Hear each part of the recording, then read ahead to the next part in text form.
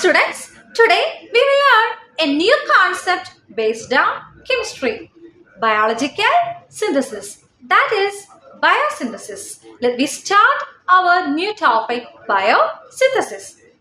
Okay, biosynthesis, it is an anabolic process of metabolism and chemical compounds that are produced by living organisms.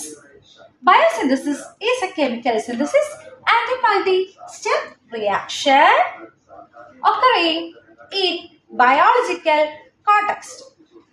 Example, cholesterol biosynthesis, then Calvin cycle, etc. etc. ഇനി ജൈവ സംശ്ലേഷണം അതായത് ജൈവ പ്രക്രിയ എന്താണെന്ന് നമുക്കൊന്ന് പറഞ്ഞു നോക്കിയാലോ? അതെന്താണെന്ന് മനസ്സിലാക്കി നോക്കിയാലോ?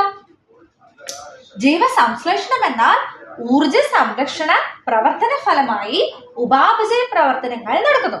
ഇനി കൂടാതെ ജീവസൃഷ്ടികൾക്കുള്ളിൽ രാസസംയുക്തങ്ങൾ നിർമ്മിക്കപ്പെടുന്നു. ജൈവ പ്രക്രിയ എന്നാൽ രാസ സംശ്ലേഷണമാണ്, ഒപ്പം ബഹുപടികൾ നിറഞ്ഞ പ്രവർത്തനവും. ഇനി ഇതിനോടൊപ്പം പരിണാമങ്ങൾ സംഭവിക്കുന്നത് ജീവസന്ദർഭങ്ങളിൽ മാത്രമാണ്. ഉദാഹരണം കൊളസ്ട്രോൾ, ജീവസംശ്ലേഷണം, കാൽവിൻ ചക്രം, ഇങ്ങനെ ഒത്തിരി കാര്യങ്ങളുണ്ട്. അപ്പോ ഈ ഭാഗം മനസ്സിലായില്ലേ? Then we move types of biosynthesis. We can realize the types of biosynthesis, that is biological synthesis. Okay, it includes photosynthesis, chemosynthesis, amino acid synthesis, nucleic acid synthesis, ATP synthesis. ജൈവ സംശ്ലേഷണം, അതിനുള്ള വിവിധ മാതൃകകൾ, അവയുടെ പേരുകൾ നമുക്കൊന്ന് മനസ്സിലാക്കി നോക്കിയാലോ?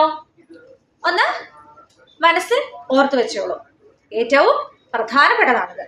അപ്പൊ ഏതൊക്കെയാണ് പേരുകൾ?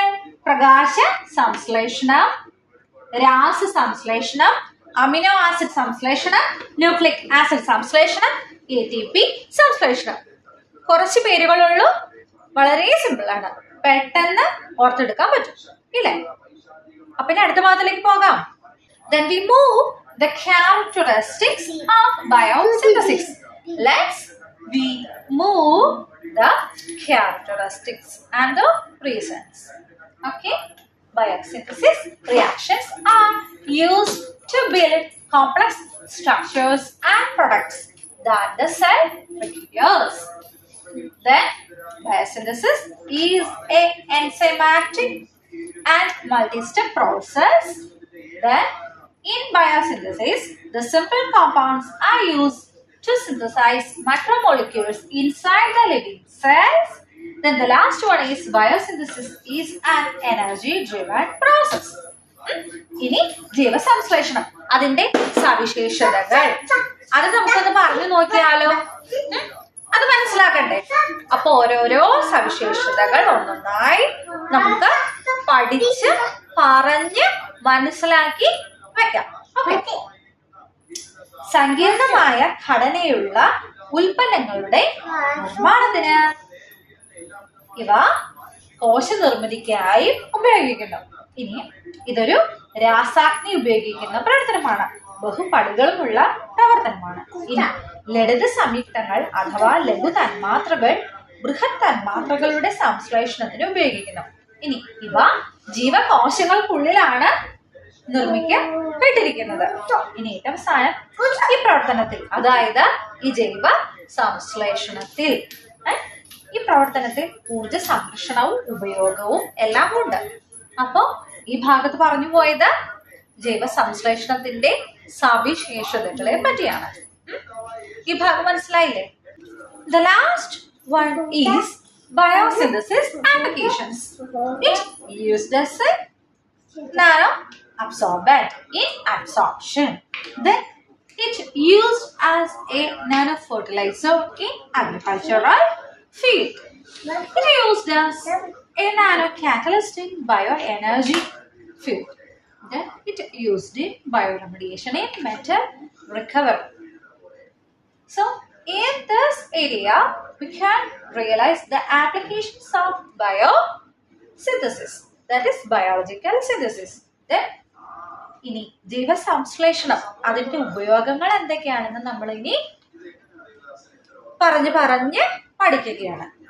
അപ്പൊ നമുക്ക് അതെന്തൊക്കെയാണെന്ന് ഒന്ന് മനസ്സിലാക്കി നോക്കാം. നന്നായിട്ട് മനസ്സിലാക്കി വെച്ച് കഴിഞ്ഞാൽ അത് പരീക്ഷയ്ക്ക് പെട്ടെന്ന് ഫലപ്രദമാണ്.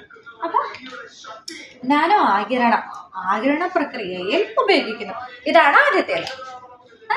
നാനോ വളങ്ങൾ, സമൃദ്ധകങ്ങൾ നിർമ്മിക്കാൻ കൃഷിമേഖലയിൽ, നമ്മുടെ കാർഷിക മേഖല.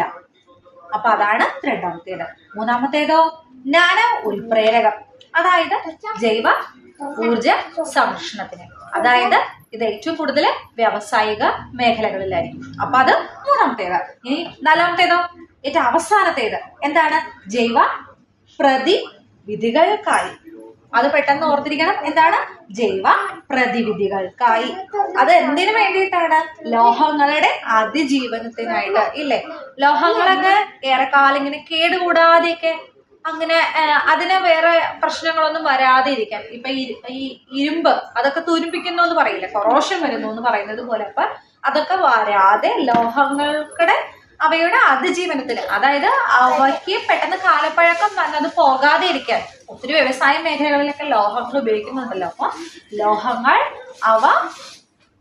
അവയുടെ ഉപയോഗങ്ങൾ അത് കൃത്യമായിട്ട് ഒരു കാലയളവ് വരെ കിട്ടാൻ, അതായത് അത് ആ ലോഹങ്ങൾ അവയുടെ ആ നല്ല രൂപത്തിൽ തന്നെ ഒത്തിരി കാലയളവ് ഇരിക്കുന്നതിന് വേണ്ടിയിട്ട് ഇങ്ങനെ ഇതിനെല്ലാം ജീവസംശ്ലേഷണം ഉപയോഗിക്കുന്നു. അപ്പോ ഈ ജൈവ പ്രതിവിധികൾ ഇതൊക്കെ ഈ ലോഹങ്ങളുടെ അതിജീവനത്തിന്, അതായത് ഈ ലോഹങ്ങൾക്ക് ഈ കാലപ്പഴക്കം വരുന്നു എന്ന് പറയുന്നില്ലേ, അപ്പൊ അതൊക്കെ വരാതിരിക്കാൻ വേണ്ടി ഇങ്ങനത്തെ കുറെ കാര്യങ്ങളൊക്കെ ഉപയോഗിക്കുന്നു എന്നാണ് പറയുന്നത്. അപ്പൊ ഈ ഭാഗം ബയോസിന്തസിസ്, അതിന്റെ ആപ്ലിക്കേഷൻ, അതായത് ജൈവസംശ്ലേഷണം, അതിന്റെ ഉപയോഗങ്ങൾ എന്ന് പറഞ്ഞ ഈ ഭാഗം അത് കംപ്ലീറ്റ് തീർന്നു. അപ്പൊ ഇത് വളരെ സിമ്പിൾ ആയിട്ട് പറഞ്ഞതാ. എന്നിട്ട് മനസ്സിലായില്ലേ?